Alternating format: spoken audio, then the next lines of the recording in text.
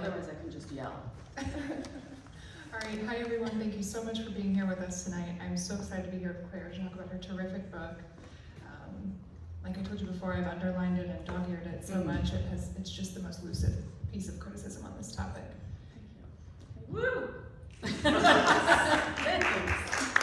So can you take us back to when you began writing it? I know it began, the journal was the Paris Review essay you wrote, and in the years when you were writing this book, it often felt like the ground was constantly shifting, I would imagine. I mean, every week there would be these new allegations of abhorrent behavior and questions of what to do about it, not just in the public discourse, but in our private homes, our dinner tables with our friends. What was that like for you, trying to reach a unified theory on this question, right, as the rules of engagement kept changing? Yeah, and yeah, first of all, thank you for having me and for having my book as your book club pick, and to everybody for having us here. There's this way that I started thinking about this problem in 2015 or 2014 even. I was thinking about Roman Polanski, so it grew out of one really specific case.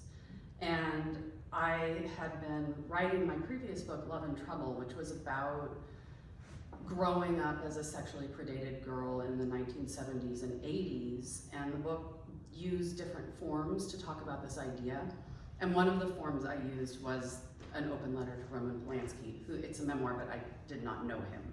He was sort of this totem figure for predatory men of the era. And so I researched the crime where he raped a 13-year-old. And I researched it, I read a deposition, I learned all about the crime. And even after I had done all that, even after I knew all that, I still wanted to see the films. And I grew up studying film. I had been a film critic. Polanski was really important to me. And I was surprised to find that I felt like I could approach the work still. So I came to it from a really, I wasn't at first looking for a unified field theory of what we should do. And so I started to write on it, and I thought of it as kind of like a lonely problem that was my own problem. I looked for philosophical writing on it. It was really hard to find.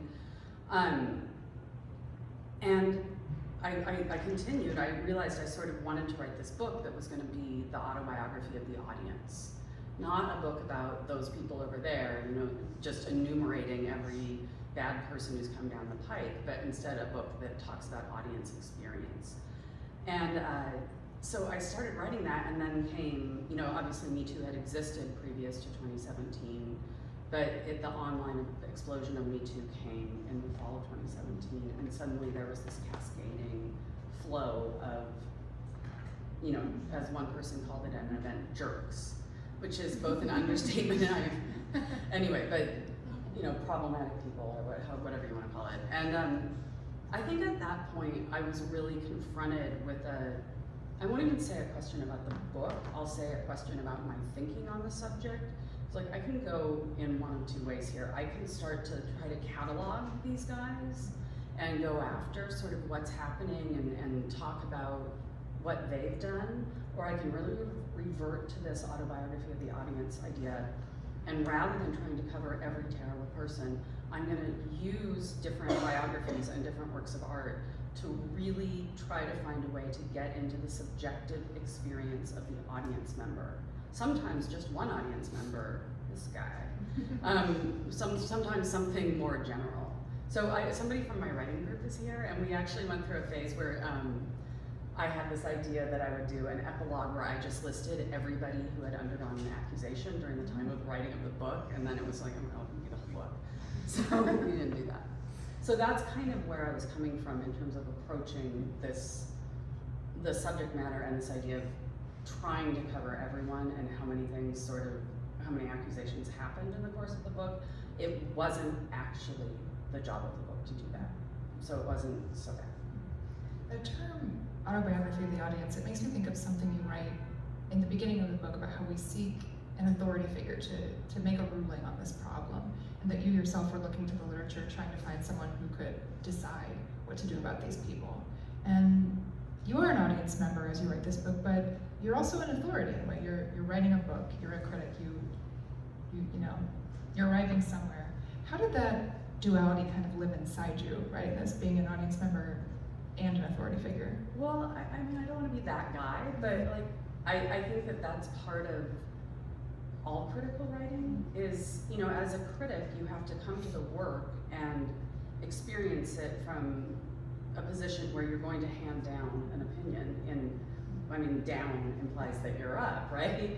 But you also are constantly trying to reset yourself into your own subjectivity when you're consuming the work. Like, you want to read the novel that you're reviewing like you're just a regular reader, so you can see what the experience is, not somebody writing a kind of book report. So, like, do you feel that tension in your own work? Definitely.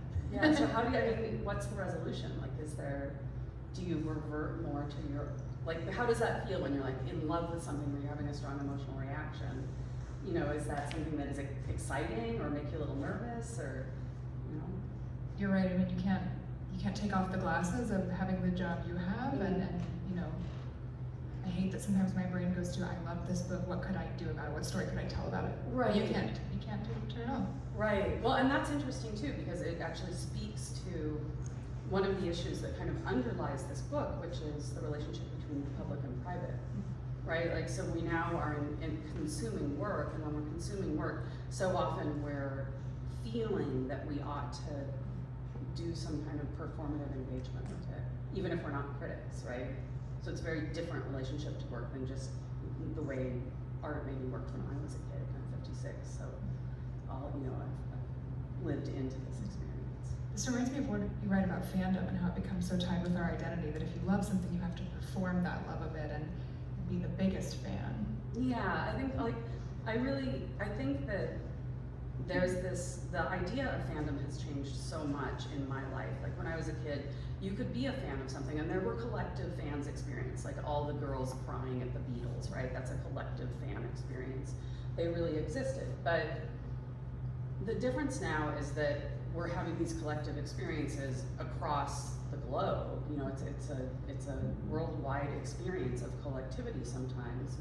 And also, like, the really critical difference is that we're engaged with the maker's biography, whether we want to be or not. Like, when I was a kid, it was really hard to know about artists. You really had to try to find out about artists. And now you have to really try to not, you know, you cannot, it's just falling on your head all day. Like, we're sort of sick with it, right? Yeah. And we want to know less. We want to be not getting their meal updates on social media. Right, and like, updates about people now are updates about people from the past as well, right? I mean, we're constantly finding out more and more. And I was talking to an interviewer a couple weeks ago, and there's a passage in the book where I take my kids to see a Picasso exhibit, and there's placards on the wall explaining, you know, the exhibit was called Picasso's Women, so, like, do the math. You know, it's like, it's pretty rough. You know, you're going through the galleries, and it's like, here's this woman he did this thing to, and then you go to the next image, and it's like, here's this woman he did this other thing to, and here's a woman with her face with a cigarette burn on it that he gave her, and on and on. And my kids were like, let's go. Like, this is, I've had enough. And they were in like preteens. And this interviewer was like, well, don't you wish your kids could have had this experience of the work with innocence and not have engaged with this context? And it's like, well, my kids can have context. We can all have context. We're very complicated people. We don't have to hide from information, and nor can we, is the problem, really, as I was just saying. And nor should we. Nor should we, exactly. Circling back to that person you encountered who called these people jerks. Okay. You call them monsters in the book, and I'm curious how you arrived at that word as the right word, and how you would define it in this context. Yeah, so the word monster started to percolate to the surface in 2017 during Me Too, and it was a word that was in the ether about people who had done something rotten. But there was also this other phrase that I think a lot of people here who are readers will know from Jenny Offal. Do people know Department of Speculation? And she has that phrase, art monsters, in that book, where she's talking about, an art monster is simply someone who only has to think about his art. He has someone else to take care of everything else.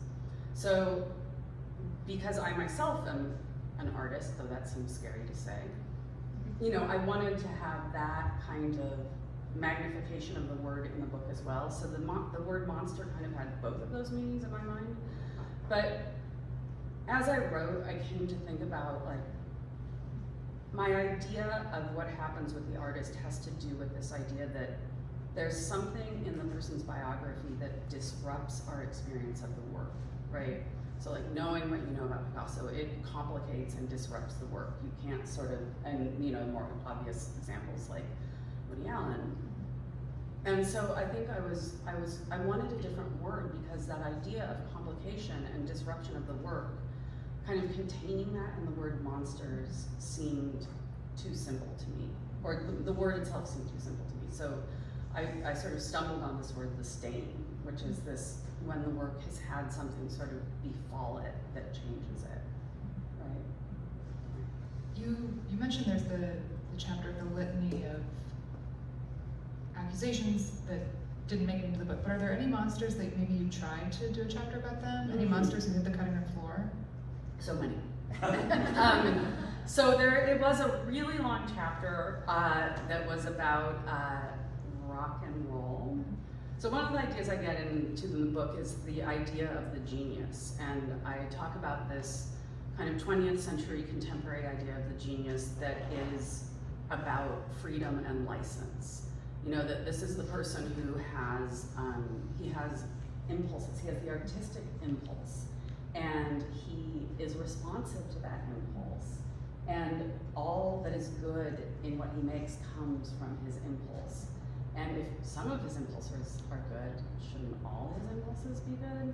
You know, so there's a sort of way in which Hemingway and Picasso became the examples of the 20th century genius, this sort of masculine, brutal, free, non-female, non-egghead, and a lot of other things that they aren't as well. And I think it's not just that they exemplified that, I think they personally sort of created that image because they were the first great artist and writer of the mass media era, right? So they're in Pathé newsreels and they're in Life magazine, sort of expressing this kind of very male energy, and really started to really develop this idea of genius as freedom.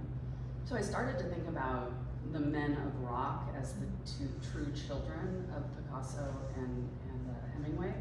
And you know, this idea of male freedom having the ultimate good being expressed, finding its purest expression in like, you know, everybody doing the exact, ironically it ends up being less free because it ends up with this like, in the rock era, men doing the same things over and over. It's like they can do anything, and as Polanski says in the book, you know, it's like what they want to do is have sex with young girls, very young girls.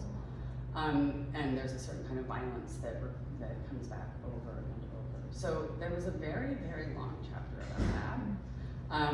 It could almost have been its own book, but it was so boring.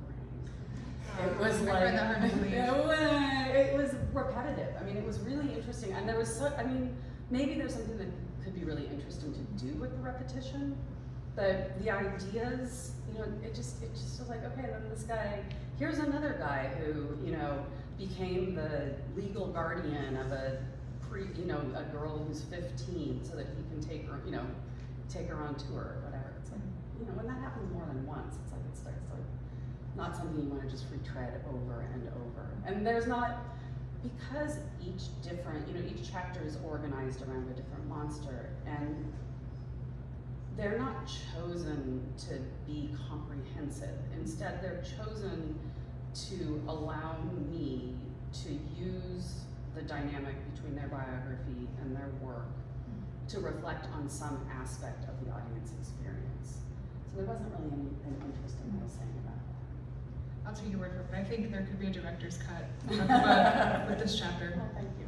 So the book doesn't really arrive at a firm conclusion about what to do with these people, which I think is probably a good thing, to resist that the punitive vantage point that we often get with cancel culture. But I'm curious, on a moral or a spiritual level, do you think someone can come back from being a monster? Did you encounter anyone in your research who kind of really changed?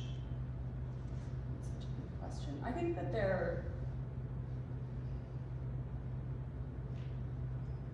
I don't care.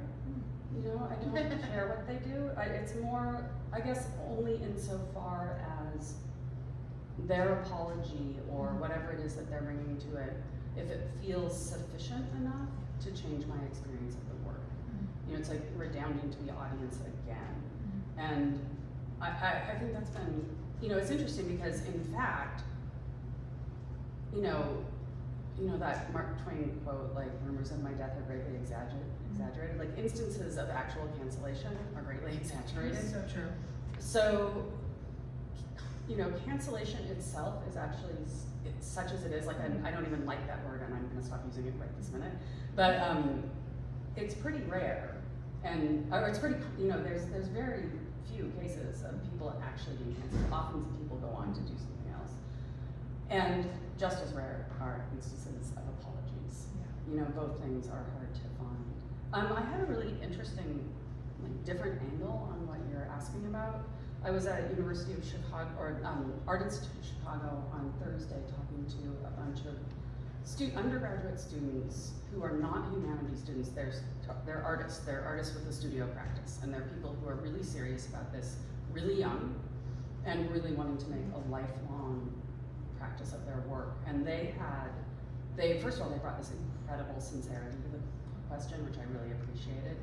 They were really nimble-minded, but they were mostly interested in, like, looking at the experience of the canceled artist as somebody not, you know, they're very sympathetic with the victims, but they were wondering what the artist does on the other side of that.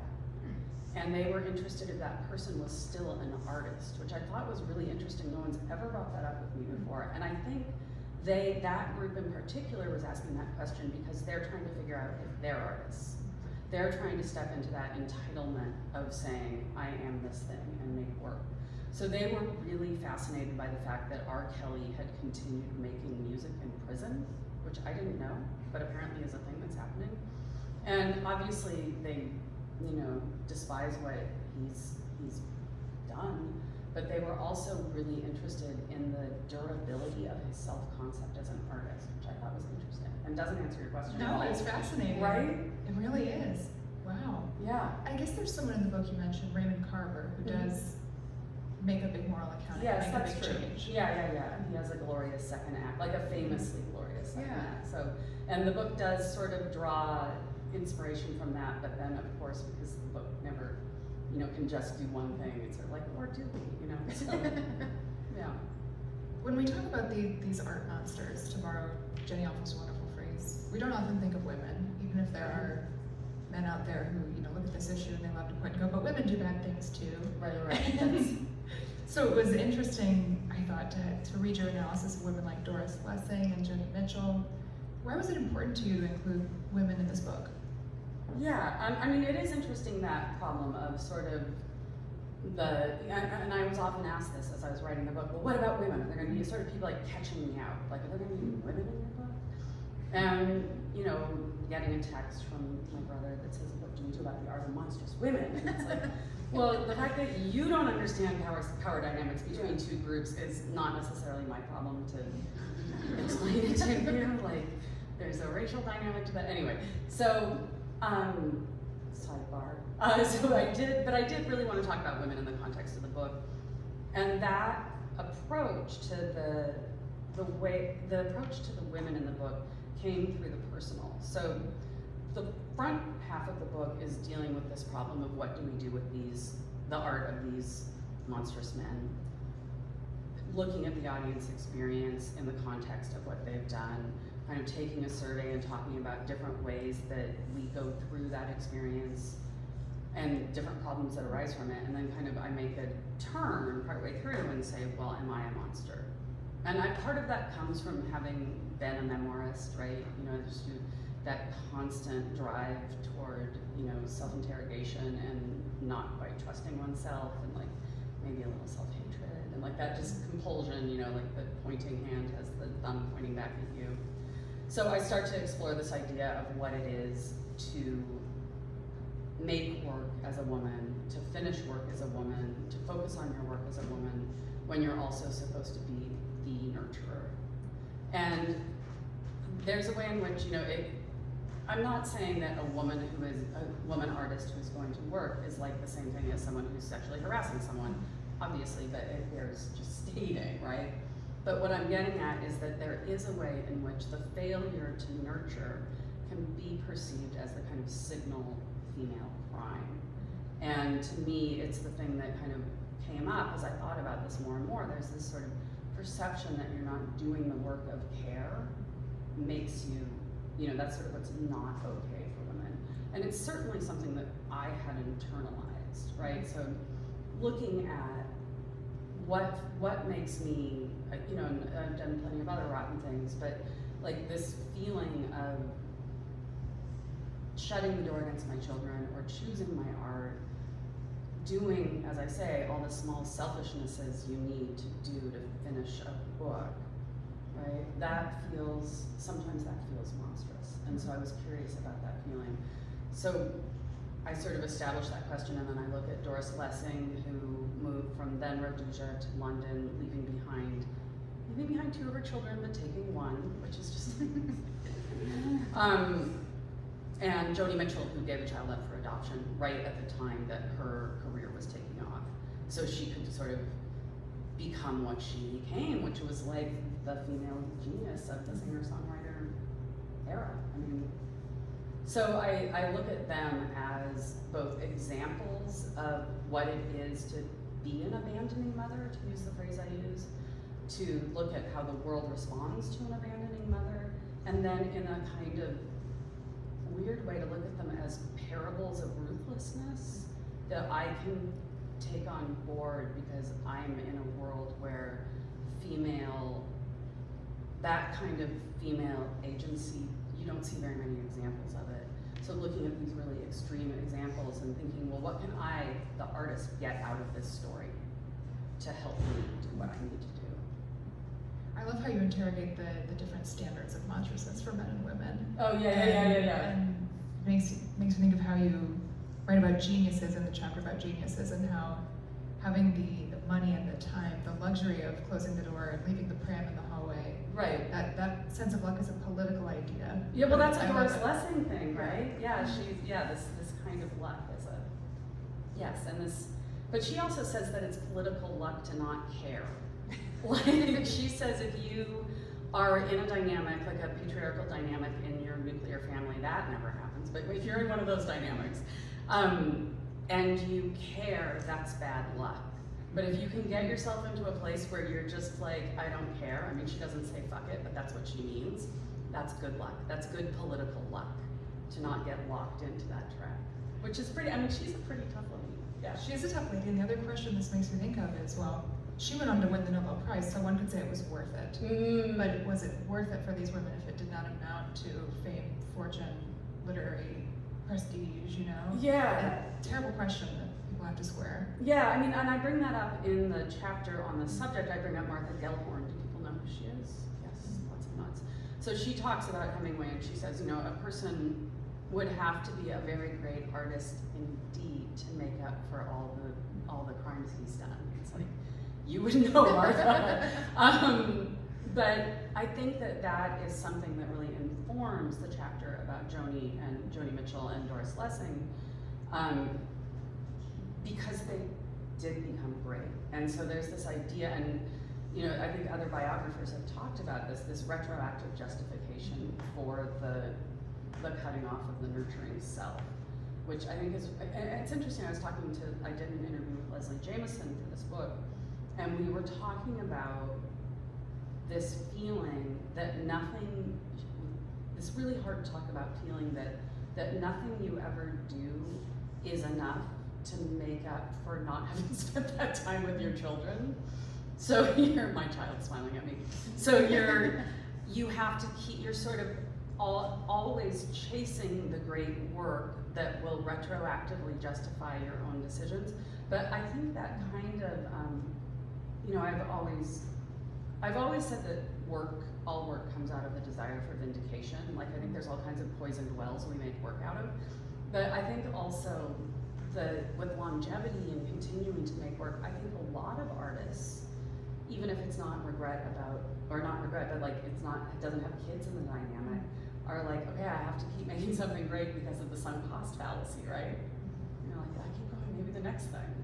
You're right. If you're not closing the door on kids, you're closing the door on someone. Exactly, and that is really important. So I think one of the reasons there's so much more writing on this right now, and I think one of the reasons it's so important to talk about the tension between motherhood and art is that you're really talking about a tension between nurturing and self. And so like motherhood and art is intensely gendered. That if you can step back and say it's a tension between caring for other people and self-expression, then we start to let other people in, and if we let other people in, maybe we can get them to do some of the childcare, right? Like expanding that idea. Yeah, I think that's a really useful framework. Topic change, but something I've been thinking about ever since I first read the book is how a lot of the discourse online about art and artists has shifted from this person does bad things to this person thinks bad things. So take Chris Pratt, for example. As far as I know, he has not committed any heinous crimes, but he's really widely reviled for being associated with an anti-LGBTQ church. Right. And I think he's emblematic of this ever-growing category of artists that we might describe as problematic, or they have bad takes. How do we reckon with that category of artists where their badness is maybe a bit more slippery than someone truly monstrous? Well, I don't know, because that does seem kind of monstrous to me. But I agree. Yeah, it's just, I know you do. I had this weird realization last week that I've always been trying to write a book that describes the experience of the audience. And in the process of writing that book, I published this essay, What Do We Do with the Art of Monstrous Men? And that essay was given that title, which is a question. And it's a brilliant title. It was written by a brilliant person. It spawned a million, copycats. It's really smart. But it took me, 5 years to realize, like, oh, I mean, that's fine. I wouldn't give it up. But that's actually an incredibly misleading way to represent my work. Because I'm not really asking in the sense that I'm going to give the answer. What I'm doing is trying to drive each reader or viewer or listener back to their own subjectivity, and both their subjectivity in terms of their relationship to whatever the crime is. So, the experience of a trans person who doesn't want to consume that art might be different than an experience of someone else, but also the subjectivity of the person who loves the work, right? Like work that is important to me, like I love Raymond Carver for a lot of reasons. We share some biographical stuff, we're both recovered alcoholics, there's these ways that that's really important to me. It doesn't have to be important to someone else. So there is this, and you brought up this problem with authority earlier, this step away from authority and into really lifting up the subjectivity of each audience member and really thinking about how their biography is meeting the biography of the artist. So when it comes to one of these, I really love this question because when it comes to these more sort of slippery instances, it really drives you toward that subjective answer. Because all you can do is take an inventory of how you feel. From there, do you want to make an ethical logic that you move forward with? Yes, that's fine. Or maybe you have a different approach. But if you're not actually describing your subjective, or sort of in touch with your subjective experience and how you feel about it, it's gonna be really hard to do any of that stuff. And I really noticed this when I first started working on the book, and I was talking to a friend about Woody Allen, and she said, and this really smart person, super logical person, and she said, I have very many thoughts about Woody Allen. And then she said, I hate him. I'm so mad at him. And I was like, I love you very much, but those are not thoughts. Those are feelings, right? So, which is great. An emotive response is a valid response. It's just kind of acknowledging that we all come from history, we all have racial dynamics at work, cultural dynamic work. None of us has a centered, objective experience. We all have our own emotions that grow out of our historical circumstances. All of us, even people who don't perceive that about themselves, who often tend to be white men. this makes me think of what you wrote about ethical thoughts and moral feelings, which I think is such an interesting framework, and I love how you celebrate that too. We want to think our way out of this problem, that if I could just rationalize it, I can make a decision about, can I watch Parks and Rec anymore, because I don't like that guy. Yeah. But it's okay to have the moral feelings and the indignant reaction. Right, and it's also okay if you kind of work your way through those feelings to make your own decision about whether or not you're going to do that. And maybe that comes from a moral, feeling, or maybe then you go to an ethical thought and start to think about all the other people who worked on that show and whatever the joy is that it gave you. And I mean, I think that that's a lot of the book is really trying to also bring forward the importance of the work and that quality of joy. Like, just, I don't know, do you like Parks and Rec? Sure. Yeah, yeah. But sort of lifting up some of the responses we have to the work as being really important. Like, it's really easy to allow the kind of accusation, and should be important, to allow the accusation part to allow it to become very loud, and it should be loud. We need to hear people say when something bad has happened to them. But love of art is also, is like, it has a silence to it. It's really hard to bring it up in the face of this very clear moral dilemma over here. But if we don't think about it and bring it into the forefront of the problem, we're not really grappling with it. And, it's like, not to be melodramatic, but art has a life-saving quality. There's people whose lives have truly been saved by art. And even if it doesn't, it's a great joy and an important thing in the world, and also a deeply subjective experience. And a lot of the book is really trying to allow that to exist in the space of this conversation. I wonder if this brings us to the topic of fandom, because so much of that fierce love in this day and age, that's what we call it. The subtitle of the book is The Fan's Dilemma, and the concept of fandom as a social structure and a personal experience is never far from your mind on the page. To what degree do you think that kind of shapes or frames this problem of what to do with bad people who make great art? Say a little bit more about that. I'm interested, or not quite sure. I guess in this age of, we have Comic-Con, we have Marvel, it's a big business to be a fan. How does that frame the problem differently than maybe Beatlemania or something? Right. So, I mean, I got made fun of in the New York Times for using the phrase like late capitalism recently.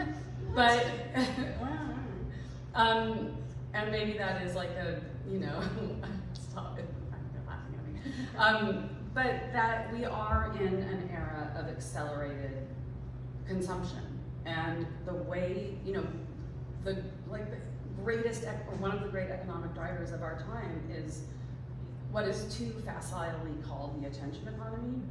The fact is that we bring this energy, this parasocial energy, to our relationships with the people whose work we love, and it feels so real. And it's like it's this category error we're all making together. Where we feel we know them, and that becomes intensified through the intake of biographical information. But the fact is that all of those exchanges, the taking in of the biographical information, the expression we were talking about at the beginning of the fan relationship, someone's making money off that. And of course someone was making money off that in the Beatlemania era, they just were not as good at it, right? And now it's broken down into this digitized financial situation where your public experience of someone's work is creating revenue for this system that's destroying us. I mean, so I think that's why, that's the difference, is that capital has figured out a way to just monetize the spectacle to the nth degree, and we're right there in it. And also the problem of the privatization of the internet, now that it's 5 or 6 extremely wealthy white guys who own everything. Right. I think about my childhood when we had all those bulletin boards that were so lo-fi on the internet, and that was where you could go find fans and have a chat with other fans. And I'm sure someone was making ad revenue off that website, but it certainly wasn't. Right, it wasn't like now where every move you make. Yeah. so many dark corners to fall down. And Right. now it's, maybe you can share opinions on Twitter or Tumblr, fewer places to Right, find it's small true. communities. It's true. Yeah, I think that, I think that that's very, very true. Is there any way to push back at that? And Oh, that's what I was thinking about. Yeah. Hope. Yes, exactly. I don't know. I think this goes back to what I was saying before about the elevation of the love of the work.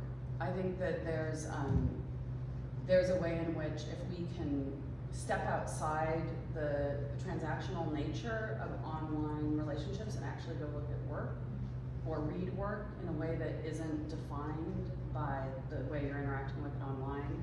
Like, I think this is a place where, like, both art and nature are what kind of can bring us out of that. And I'm gonna confess that when we were out and about today, we met Carrie Brownstein by That's huge. accident. It was incredible. But my kid and Phoebe and I ended up talking to her, and she was talking about how she likes to come to the city and just walk around and look at work, and how it saves her from the internet, right? And that there's a way when you're in the museum and you're wandering and you're making these connections, there's stuff firing in your brain. And she also brought up the idea of boredom, like maybe you're not interested in everything and you're sort of dreaming. And so I think the consumption of art if we can protect our consumption of art from the internet, I actually believe in this so strongly. I think it's one of the greatest gifts we can give ourselves. You know, consume work and not post about it, not engage with it in that way, really protect it as dreamy. And one way to do that is to really read some bad novels that you would be embarrassed to say anything. Sometimes I do that just to revert to the private self. I'm just realizing that as I talk to you. Man, I feel like you're doomed if you do. Like, you know, you take that bad novel out of the subway and then you end up on like readers of the subway on Instagram or something, you know? But that's great. Then you have an exchange with somebody that's like, It's true. yeah, that's their problem. Mm-hmm. Yeah. We will open it up to you guys for questions in a few minutes, but You have more. of course I have more. I want to talk a bit about the craft of the book. On a formal level, I've never read a book like this where you seem to resist putting a stake in the ground. You build dominoes and then knock them down. It's such a fun thing to read. I think the San Francisco Chronicle put it best. They wrote, "It's absolutely exhilarating to read the work of someone so willing to crumple up her own argument like a piece of paper, throw it away and start anew." How did you think about that question of ambiguity as you were writing this book and shaping the argument? I love that question. I think ambiguity is like, ambiguity is like, you know how they always say like New York is the fourth character or whatever. I feel like ambiguity is the other character in my book. The book, the way I think of it is, I think it really has the DNA of a book-length essay. So, and I think that we're confused about what essays do. I think we've read so many, like the essay form has been so degraded by the internet that we think that the essay is supposed to move forward in this really specific kind of arced way. But that's not what a good essay does. A good essay is going around and around and around and maybe making progress as it goes, but also really the around, it's essaying, right? Like you're exploring. And so it was never, this book has been called a collection of essays. It is not. To me, it's a book-length essay where I'm moving through the question from different angles. So that was always what I meant to do. And had to trust myself to do, because that's a very scary kind of book to write. Because basically you're trusting the reader to stay with a critical voice for 200 pages. And that's sort of felt a little like high wire to me, or like Buster Keaton-y sort of. But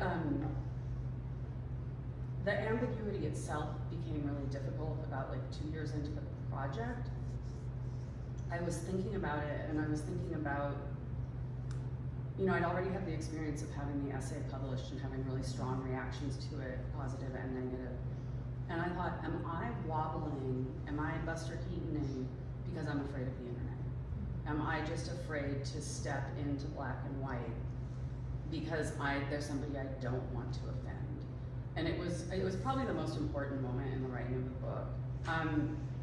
And I realized that no, that I really, this is deeply how my brain works and how I approach this problem. And that if I were to stake something out in black and white, because I was afraid of that, I would actually be letting the internet injure my work in a way, by being in opposition to it, if you see what I mean. So after I kind of came to that realization, which was really helpful, I sort of moved into a phase of just stress testing every sentence in the book to make sure I thought it was true. And it turns out if you do that, you really have a bullet book. Yeah. That's so interesting. Well, I think we can open it up to everyone out here for questions. Does anyone want to raise their hand and ask a question? Yeah.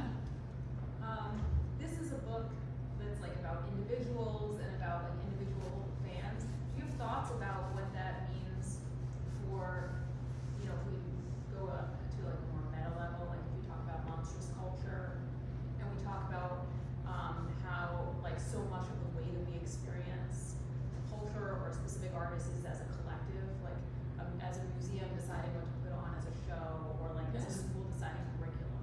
Yeah, I mean, I don't get into a lot. I do talk about institutional responsibility. There's a chapter where I write about Carl Andre and Ana Mendieta, and I deal with the idea of her silence and the institutional contribution to her silence, right? So I kind of explore that theme in that chapter.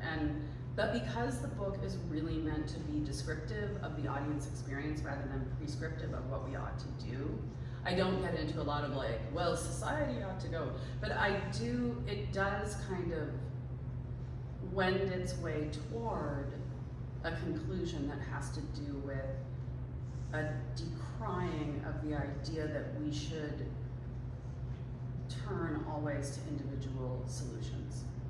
And the book is really, I use the word cry carefully, like it's really a critic about that. Like the way that liberalism is like, well, we're good people, we'll solve this one by one in our siloed experiences, right? And I'm gonna make a decision and it's gonna make a difference. And I use the analogy of recycling, like this idea that if I just am a good person and recycle, then I can help solve the climate crisis. And it's like, no, like you need to have collective action to these massive entities, right? And in fact, you know, everything about structure wants you to be individualized because you become less powerful. And so I think it's really interesting that you have somebody who says, something happened to me that was shitty, right? And then there's an opportunity in there for institutional response, for different ways of dealing with the problem. But somehow we jump ahead to like, well, are you just going to throw that person's art out, the perpetrator of that? And then once again, the consumer is left with the problem. So there's a way in which we're really good as a culture at getting problems to become exactly what you said, individual problems. And the book sort of, you just kind of like scooped the book, because the book sort of makes its way toward an end that says, you know, how you consume art isn't really going to make you a good or bad person. You're gonna have to find a different way to accomplish that. And this like constant redounding to your role as consumer is only trapping you, you know, more than ever, if you're always re-putting yourself in that role. So does that answer your question? Kind of, yeah. It's a great question, thank you. It is, yeah, thank you. Any other questions out there?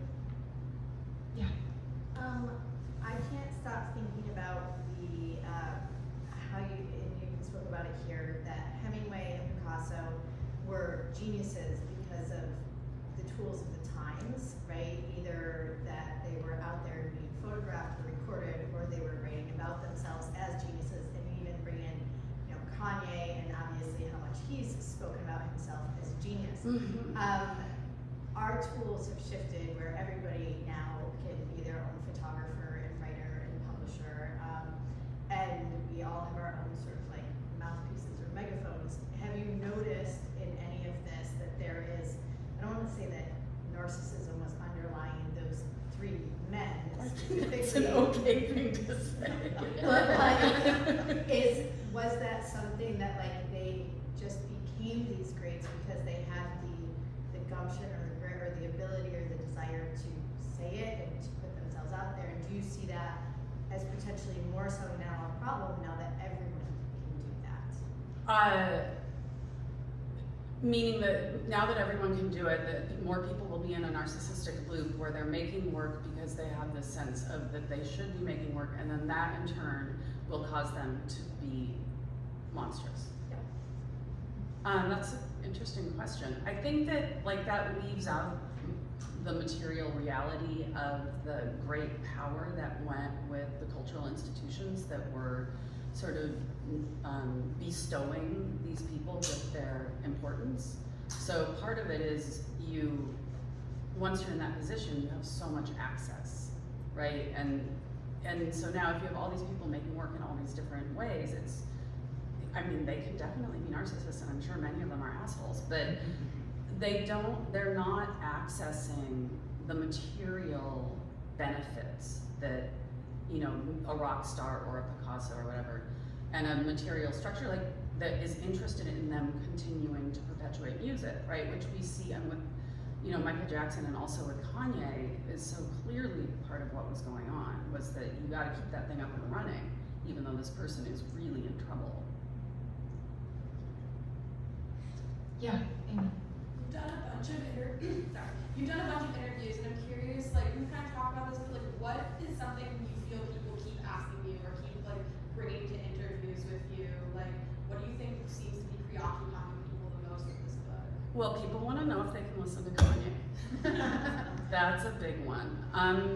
There's a way in which I think this question comes in a lot of different ways, but it's interesting, as somebody who's written about parenthood, I get a question pretty often from people who are my age or older, and the form of the question is sort of accusing their child of doing cancel culture, right? They'll be like, my child has been poisoned by cancel culture, and I had a woman at an event recently who was like, I was trying to watch a movie the other night, and my kid's so poisoned by cancel culture, she came in and got me in trouble, and all I was doing was watching a Fred Astaire movie where he's in blackface. I'm like, it's the whole sentence is pointed toward that word blackface. And so, this framing of things in terms of cancel culture, people using that phrase and trying to understand their own children through this idea of cancel culture, which they don't quite get. It's really interesting because it's so weaponized, and all it's really done for people who are confronted with it in their day-to-day lives is confuse them. So what I asked was for her to say, well, okay, you clearly want to have a conversation with your kid, right? That's what you're saying. So let's talk about what you mean by cancel culture, and let's sort of take it from there, and maybe using a diminishing term for her concerns is making it so you're not having a conversation. So that's come up a lot, this kind of generational divide where people actually sort of do want to understand each other, but there's these larger frameworks that have been set on the discussion that are preventing them from connecting with each other. And again, it goes back to this issue of how a problem like this becomes politicized, right? And somebody's benefiting from it. Somebody putting that framework on it is benefiting someone, but it's not benefiting that lady and her daughter, right? That's not who's benefiting, or the people who are coming to this question in good faith, trying to dialogue. I don't know if she's in good faith, because that's an outrageous thing to want to do. but the framework itself is not helping. Yeah. I'm also interested to hear you talk about your nonfiction writing, specifically as someone who's written memoir, and now this is a book essay. You're always so smart. You always say a sentence where you're like, oh, well, everyone knows memoirs, blah, blah, blah. And I never remember what it is, but I think it's so interesting to hear you talk about how you thought about building this book. And as someone who was with you as you were building it, to witness that structure, and I just wonder if you have any words about that. Yeah. So when I was writing this book at first, I made an outline, and it was a drawing of a creek, and it had boulders in it. And I was like, that's it, that's the book. And I was like, the creek is the flow of ideas, and the boulders are scenes, and then and I was reading a lot of Rachel Cusk, and I was I'm gonna drop in these different scenes, and Deborah Levy as well, or Levy, however you say her name. I'm gonna drop in these scenes, and they're gonna be evocative of the ideas I'm exploring. and I'm just gonna set them there and people can just figure it out. And so that turned out to be a really bad idea. So I submitted the book to my editor, and she was like, what is this? And I think that, you know, asking someone to read a book-length work of criticism is already it's a big ask. Like, I'm really, like, it doesn't sound very fun when you say it out loud. And then asking them, you know, there's sort of this way in which my writing, and I think all nonfiction writing, since you asked, and this is a long answer, right? Yes. Nonfiction writing tends to divide into, good nonfiction writing tends to kind of barbell into two areas. And one area, they're both really pleasurable, but one area is the side that explains a lot and it kind of feels like a smooth, seamless reading experience, and there's a lot of like transitions and you're taking the reader with you and it's explanatory. And there's this pleasure for the reader because you're kind of holding them and taking them through your argument. And then on the other end, there's, you know, what sometimes gets called, oh dang it, I lost the whatever it's called, but that a more fragmented kind of approach where you have these different floating things and you're putting ideas next to each other and the meaning arises from adjacency. So like you might have an idea here and then you have another idea below it and there's white space in between. And in that white space steps the reader.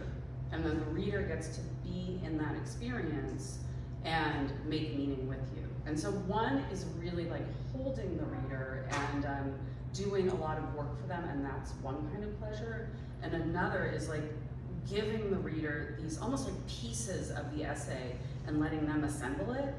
And it's a much more participatory kind of experience for the reader. And I actually, overall in writing, I'm sort of more interested in this kind of writing, but I'm writing a book that's a polemical argument.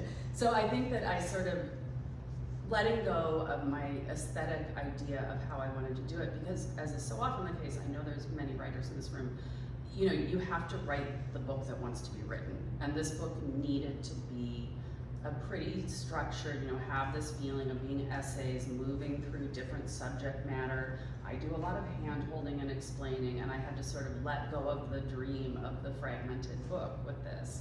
So it was almost more like, and anybody who's a writer here knows that you were talking about how do I structure it. It's like, well, structure, like what even is structure, right?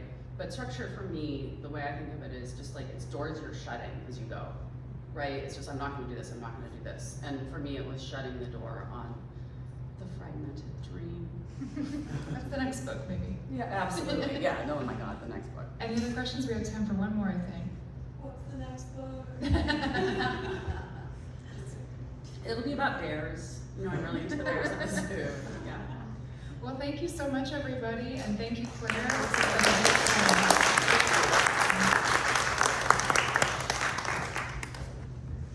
Thank you so much, Claire and Adrienne. We're going to have a signing now, so please go buy a book at the front of the store and bring it back here to have it signed. And let's give Claire and Adrienne another warm round of applause.